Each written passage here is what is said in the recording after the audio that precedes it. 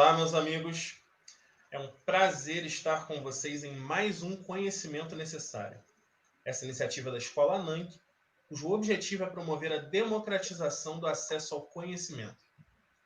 Antes de tudo, eu peço a você que se inscreva no nosso canal, ative o sininho das notificações e interaja com esse vídeo. Curta, comente, compartilhe, deixe suas impressões. A sua opinião é muito importante para nós. Apresentando esse programa comigo, meu amigo Roger Ribeiro. Boa noite, Luiz Eduardo. Boa noite a você que nos assiste. Eu estou muito alegre, muito contente em iniciar essa entrevista hoje, em que a minha amiga Priscila Mello vai comentar um pouquinho do trabalho dela em capacitação de professores nesse momento agora de ensino remoto. Ela que toca o canal Prigel, que eu aconselho a todos. Deem um pulinho aí na descrição, tem o link do canal, tem o link do Instagram. Vale muito a pena conhecer o trabalho da Priscila. Para você que é docente, independente da disciplina, para você que é um curioso em geografia, para você que tem dúvidas em geografia, o canal dela é um canal onde você pode conhecer coisas fantásticas, pode tirar dúvidas também, ou seja, desde o curioso ao profissional, vale muito a pena conhecer o Prigel, e o link está aí na descrição. Pois bem, Luiz Eduardo, nossa convidada de hoje, professora Priscila Mello, é graduada pela Universidade do Estado do Rio de Janeiro, na Faculdade de Formação de Professores, graduação em Geografia. Ela é especialista pela mesma instituição e mestre pela Pontifícia Universidade Católica do Rio de Janeiro, a PUC-Rio. Tem uma experiência muito interessante, ela é professora da Secretaria de Estado de Educação do Rio de Janeiro e também da Secretaria Municipal da Prefeitura de Duque de Caxias, uma cidade também no estado do Rio de Janeiro. Priscila, é muito bom ter você aqui com a gente. Você tem um conteúdo que é fantástico, um canal meteórico e há uma série de dúvidas que eu estava guardando para tirar com essa entrevista. Estou muito ansioso para te questionar algumas coisinhas. Seja bem-vinda. Obrigada a vocês dois pelo convite. É uma honra estar aqui com vocês. Estava também ansiosa por essa entrevista. Uma felicidade grande estar aqui com vocês. Luiz, é contigo. Priscila, para a gente começar, eu queria que você falasse um pouco sobre as dificuldades que você presenciou seus colegas docentes tendo em relação à metodologia a ser aplicada nesse contexto, né? Pensando o seu trabalho com o YouTube, com essas tecnologias que possibilitam um acesso mais simples aos conteúdos educacionais. Eu queria que você falasse um pouco para a gente sobre isso. Então, vou começar falando dessas dificuldades, que realmente foi um susto onde os educadores do Brasil tiveram, do mundo, né? Mas no Brasil, especificamente, porque não havia uma formação para esse tipo de realidade. Então, foi um susto. Acho que, a princípio, a primeira dificuldade foi a aceitação do professor à nova realidade. Muitos estavam acreditando que vai passar rápido, a gente não precisa se envolver com o ensino remoto. Só que aí o tempo foi passando, foi percebendo que não ia passar rápido e era uma realidade. Muitos com medo de, ao entrar no ensino remoto, dar uma carta branca para a educação à distância, na educação básica, e muitos também com medo da realidade digital. Então, essa é a principal dificuldade que eu tenho percebido, essa dificuldade em lidar com o meio digital de forma natural, né? Não há essa naturalidade, até porque muitos de nós, professores, somos analógicos, somos da era analógica. Eu sou da década de 80, professores mais antigos, ou os mais jovens não, mas mais antigos têm essa dificuldade com a era digital, né?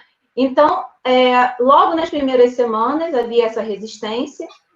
Quando os professores começaram a buscar estou falando do meu círculo de amizade, começaram a buscar essas novas tecnologias para se inserir, porque o professor no Brasil é criativo, é polivalente, ele quer aprender, ele quer trazer o melhor para o aluno. Então, eu comecei a entrar em contato com meus amigos mais próximos, só que a demanda começou a ficar muito castigante. Eu cheguei a fazer 6 videoconferências em horários diferentes no mesmo dia, com professores diferentes, para explicar, por exemplo, como montar um formulário com correção automática lá no Google Classroom, que é o que a gente usa no Estado, como o Roger sabe. E aí, nesse momento, eu percebi essa demanda muito grande e resolvi fazer um vídeo tutorial explicando como utilizar o Google Formulário. Isso se espalhou de uma forma muito interessante, porque um professor foi passando para outro, a pessoa foi passando para outro, e eu comecei a perceber que era interessante eu compartilhar o que eu sabia. Então, eu comecei a colocar tudo o que eu sabia no meu canal. Eu criei o canal para isso e comecei a colocar no meu canal para auxiliar meus colegas de trabalho. Foi se espalhando a situação, né?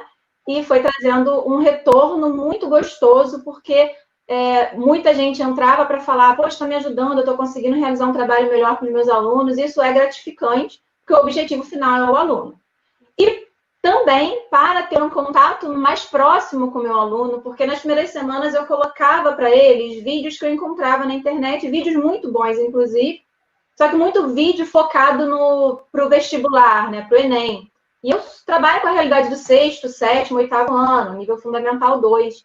Então, eu comecei a ter necessidade de adaptar a linguagem para eles e imprimir o meu jeito de dar aula, que de alguma forma teve um resultado positivo, porque depois que eu comecei a fazer vídeo para os meus alunos de geografia, eles começaram a ter um retorno melhor. Então, eles começaram a me procurar, ter um feedback, e eu comecei por esse caminho. Então, o canal, na verdade, ele tem 2 vieses, né? Tem 2 caminhos. Tem o caminho da geografia, que é para os alunos, para as pessoas que querem conhecer sobre geografia, e o caminho onde eu compartilho tudo que eu sei com os professores desse Brasil aí.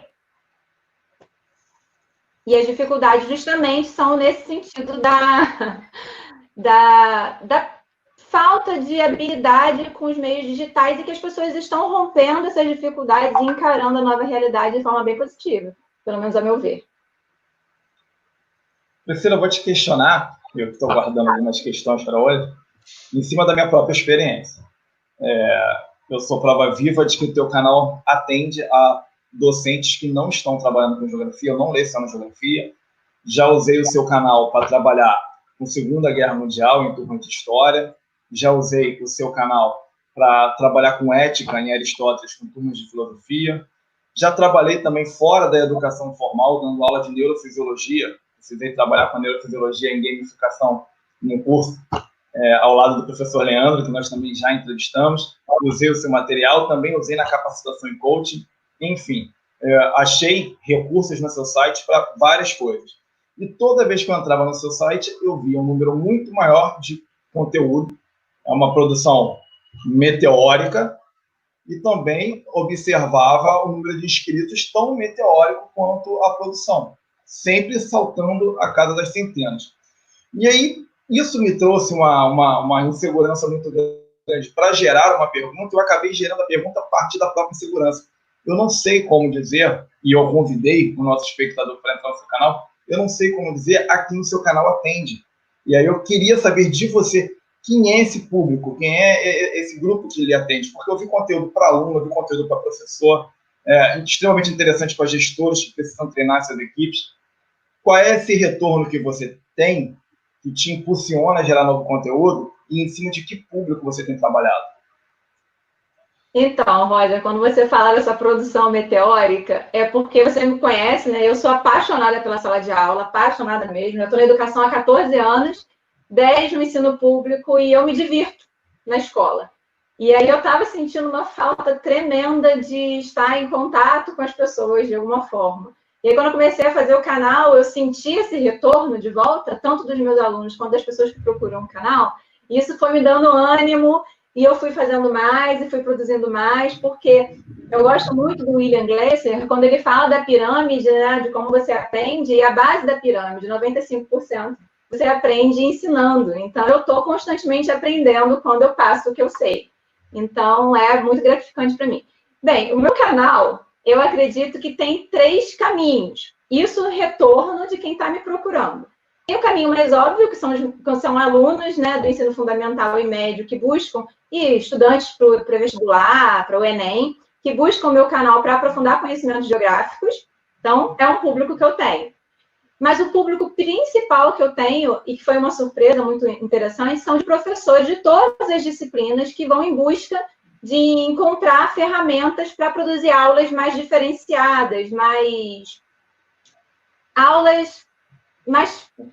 com ferramentas diferenciadas para o ensino remoto, e que também pode ser utilizado depois numa lógica de ensino híbrido, que a gente pode falar depois um pouquinho mais à frente. Então, tem essa questão. E, recentemente, eu tenho sido procurada também por gestores que me perguntam sobre a questão da formação de equipe. Então, eu já vou fazer, daqui a 2 semanas, eu vou participar de uma oficina para estudantes de licenciatura, para fazer com que percam um pouco esse medo da tecnologia, né, da revolução digital no ensino. E é isso. Então, está abarcando aí essas 3 categorias. Tem aí o pessoal que busca geografia, os professores que estão buscando tecnologia para aprimorar suas aulas, e agora está aparecendo também a formação de equipes, né, procurada por gestores. Então, realmente é meio confuso, Roger. Não, não te culpo, não. Priscila, para nós que somos leigos, e falo de nós porque sou psicólogo e também não estou tão adaptado a essas tecnologias, estou começando a me adaptar agora, dos nossos espectadores e até mesmo, com todo respeito, dos professores que são seu público-alvo, acabam sendo seu público-alvo, de certa forma, pelas dificuldades de lidar com esse conteúdo, né? Com essas ferramentas.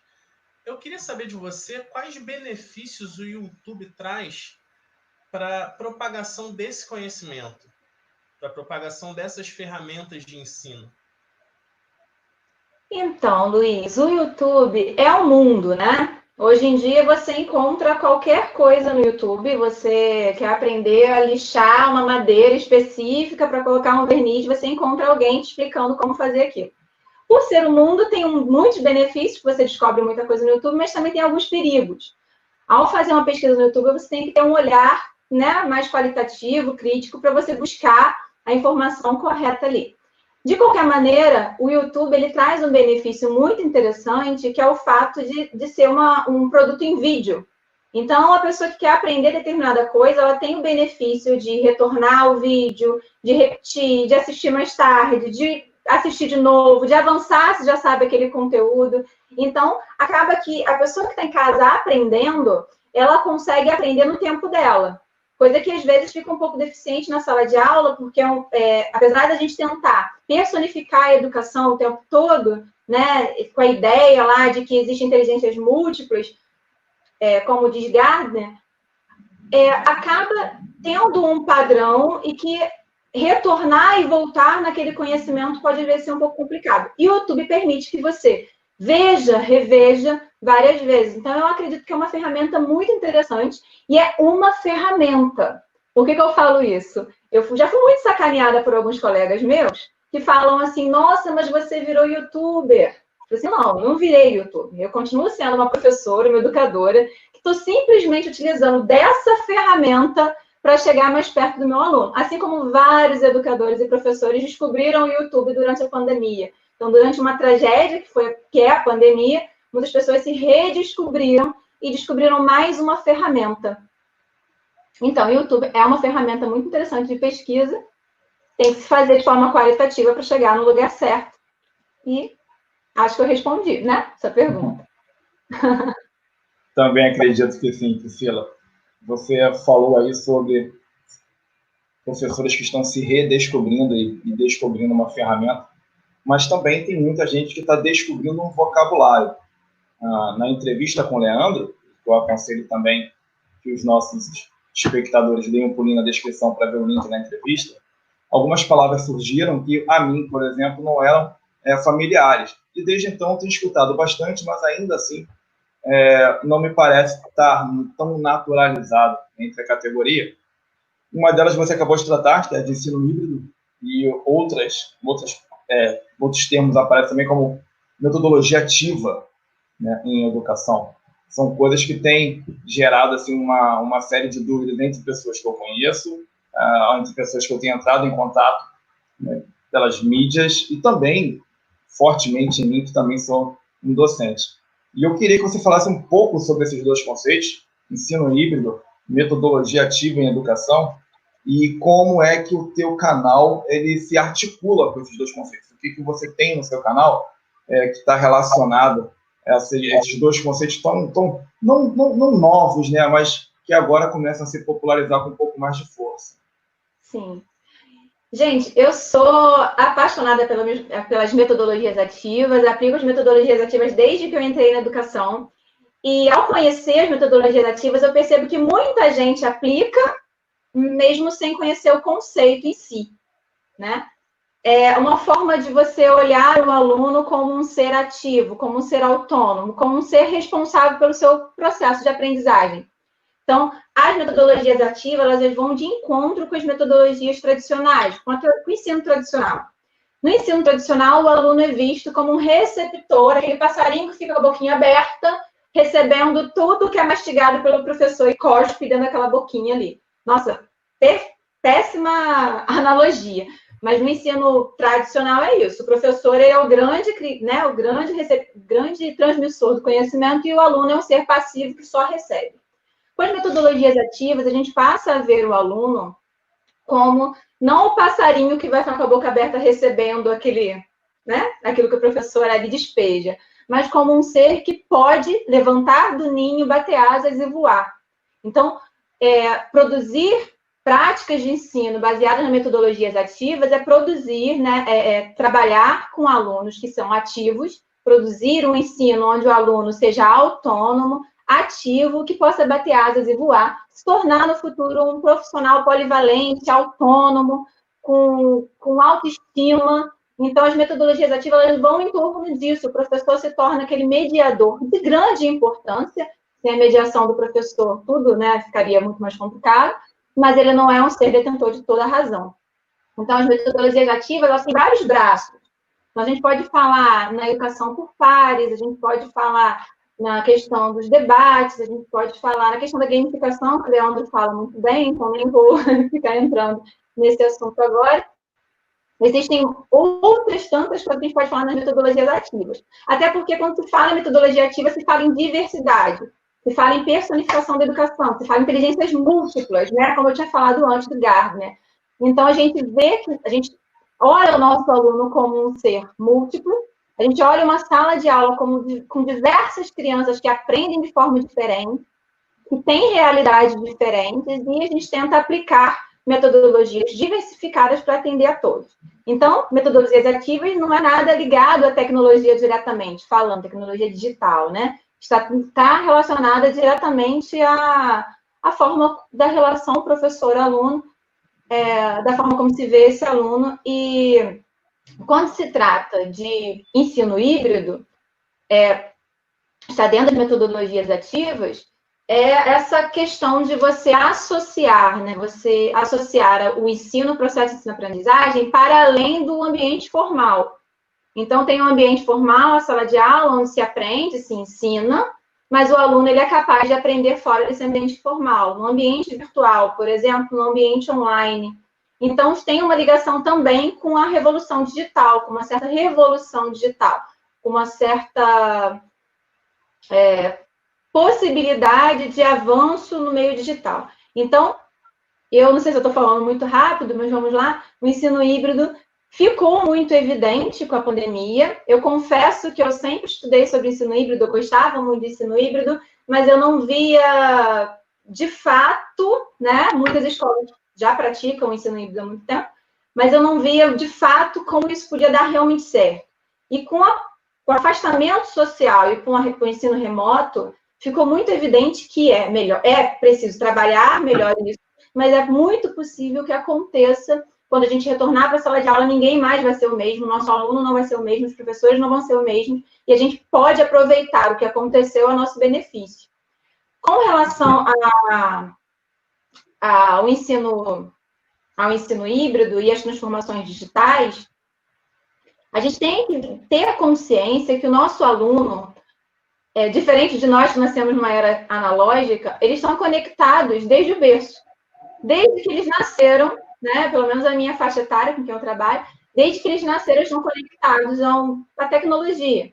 E, às vezes, uma rotina sem tecnologia pode nem fazer muito sentido para esse aluno. Então, a gente consegue trazer essa tecnologia para a sala de aula, onde esse aluno passa a ganhar mais autonomia, inclusive. Um dos problemas que eu não citei lá no início da entrevista, mas um dos problemas com relação ao aluno é a falta de autonomia. porque muitos ainda são educados para o passado. A gente ainda educa nossos alunos para o passado. A cultura escolar ainda é uma cultura para o passado. Então, que é preciso mudar a própria cultura escolar. O aluno precisa entender que o celular, que pode ser utilizado em sala de aula, ele é uma ferramenta para que ele aprenda. É uma ferramenta do processo de ensino-aprendizagem, que também é aula. Né? Quem é professor sabe disso. Quando você vai fazer alguma coisa um pouco mais diferenciada do aluno, mas é aula. É aula. Então, tem que mudar a cultura escolar. E essa questão do aluno estar, desde o berço, conectado à tecnologia, a gente começa a perceber agora a importância de diversos recursos, como, por exemplo, o celular, que sempre foi o inimigo da educação e que vai retornar para a sala de aula como um aliado. E tomara que a gente continue utilizando o celular como aliado. Facilita muito a questão da inclusão digital. Né? Eu sou de uma época, em anos 90, onde o discurso da inclusão digital explodiu. E aí, bota laboratório na escola, enche tudo de computador, e hoje agora está tudo vazio, né? As escolas públicas estão sem computador, devolve o computador não funciona. E a gente percebe que é possível fazer uma inclusão digital com pouco. Então, o smartphone hoje possibilita que a gente aplique um ensino híbrido, envolvendo tecnologia na sala de aula, daquela forma ali. Então, é possível essa revolução digital acontecer, mesmo com poucos recursos, utilizando ali a criatividade. Eu sei que vocês não perguntaram, mas eu vou contar uma historinha. Posso? Rapidinho? Claro, claro. Eu sempre falo, né, que o aluno está conectado desde o berço com a tecnologia. Só que isso não significa uma conexão qualitativa. Vou dar um exemplo, eu falei do laboratório de informática.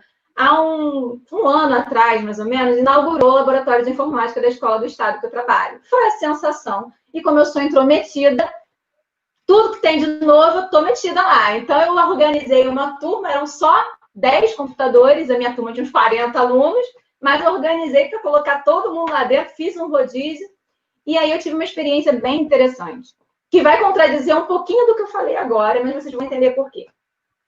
Eu pedi para liberarem tudo do site, né? Porque eles tinham bloqueado, a escola tinha bloqueado o Facebook, essas coisas.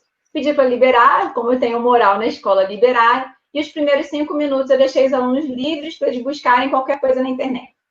E aí foi automático, 89% abriram o Facebook. E aí eu deixei ali por 5 minutos. Depois de 5 minutos, eu falei assim, beleza, agora vocês não podem estar no site que vocês entraram. A princípio, vocês têm que ir para um outro site. Travaram, metade travou, metade não sabia para onde ir, o que fazer.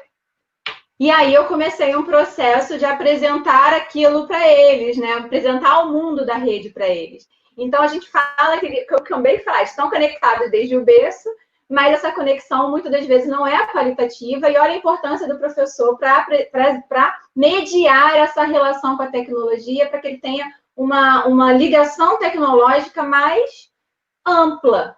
E aí a gente começou ali um processo, e aí eles conheceram outros sites, eu mostrei o Google Acadêmico, e a gente foi fluindo.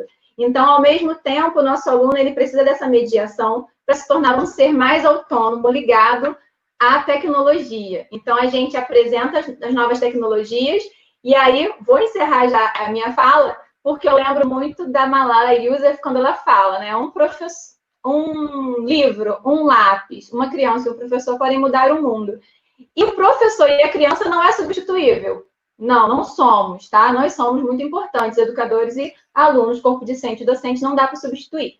Mas o livro e o lápis, a gente pode incluir ferramentas nisso aí. Então, a gente pode incluir, além do livro, as redes sociais, a rede de comunicação, a internet, o computador, o celular. A gente pode ir incluindo e fazendo com que isso cresça para que mais ferramentas cheguem aos nossos alunos e eles se tornem mais polivalentes, né? Seres autônomos, porque a autonomia é algo fundamental. O ensino, as metodologias ativas auxiliam em seres mais autônomos que têm mais facilidades em situações como a gente viveu agora. É isso. Nem sempre a gente tem no YouTube condições adequadas à aquisição de novos conhecimentos, de novas capacidades, né? Entretanto, esse seu programa e essa sua iniciativa é um achado. A gente tem que levar isso em consideração.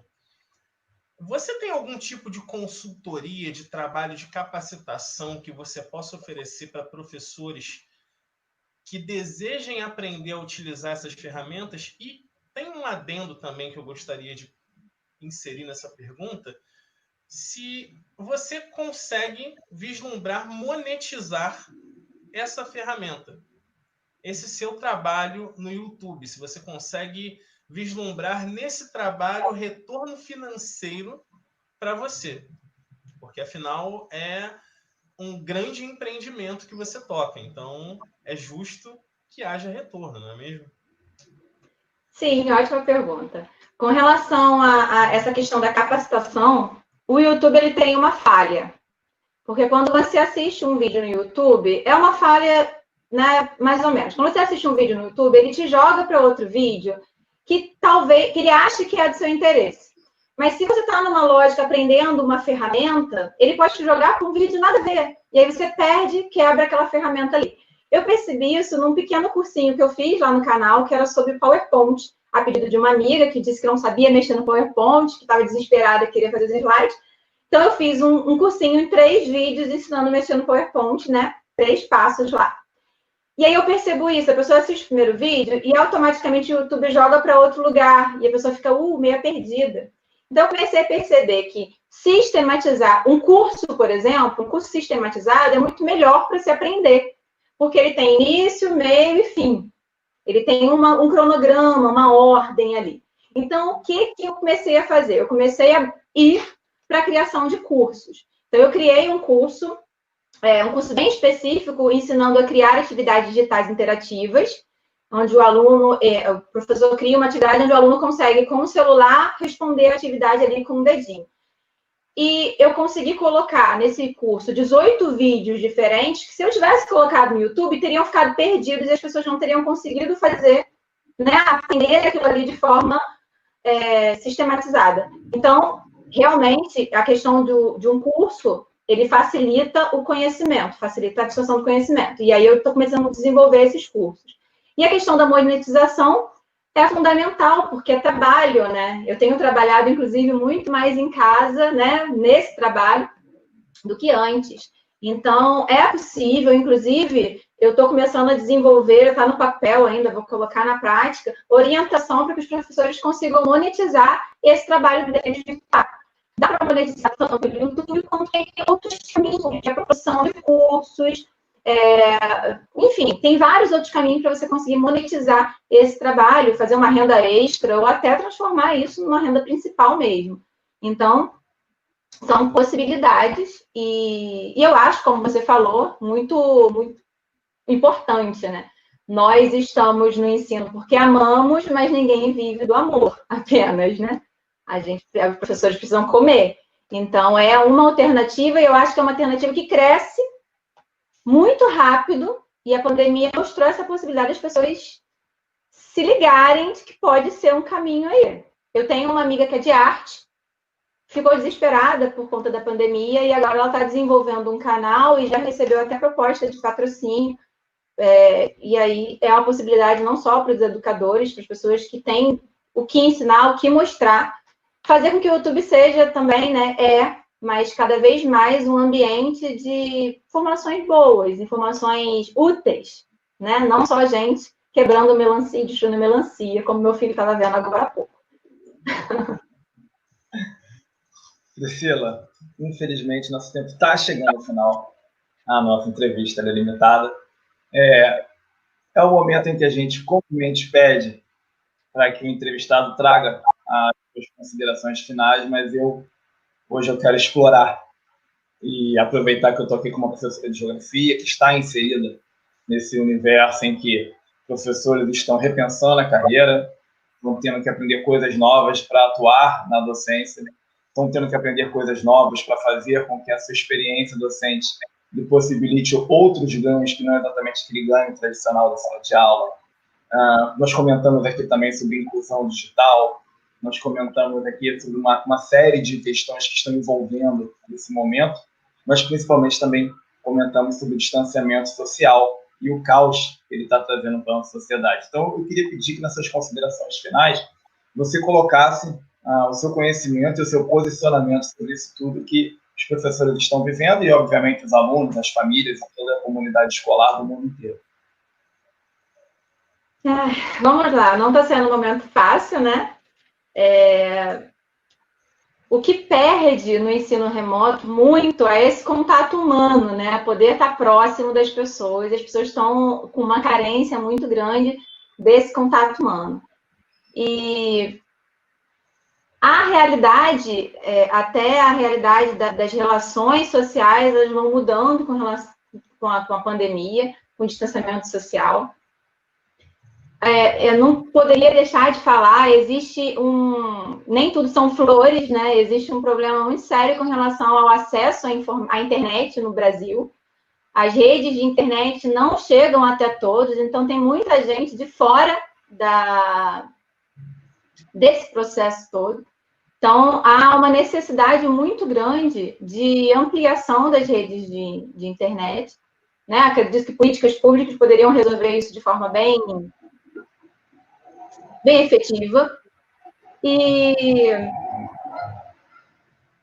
é isso. A gente precisa de políticas públicas que façam com que as coisas deem certo e as pessoas consigam realmente se conectar.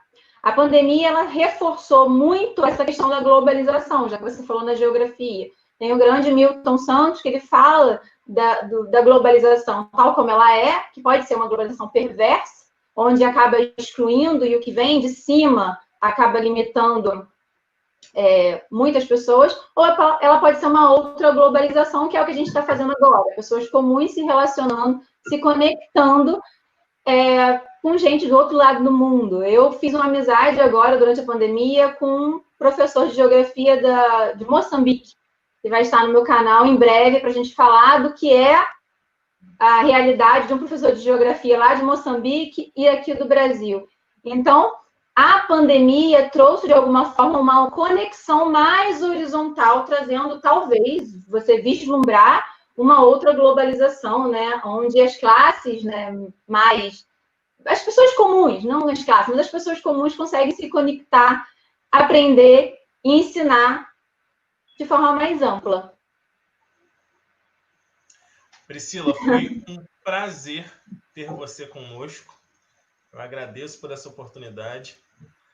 Lembra você que se inscreva no nosso canal, ative o sininho das notificações, interaja com esse vídeo, curta, compartilhe e esteja conosco na próxima semana para mais um Conhecimento Necessário.